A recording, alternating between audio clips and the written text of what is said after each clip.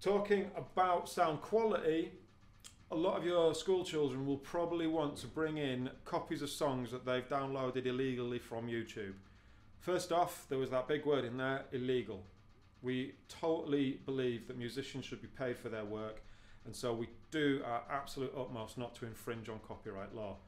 For that reason alone, we try and avoid YouTube downloads. The second reason, and the one that most children will understand much better, is that they don't have the sound quality of original releases. As soon as you start playing them through a proper sound system, and if you get the chance, we say get into your school hall, your school theatre, whatever you've got, and put their YouTube rip next to your original WAV or iTunes download and just compare the sound quality at the same volume through the school sound system, they'll instantly hear that the YouTube one is ropey.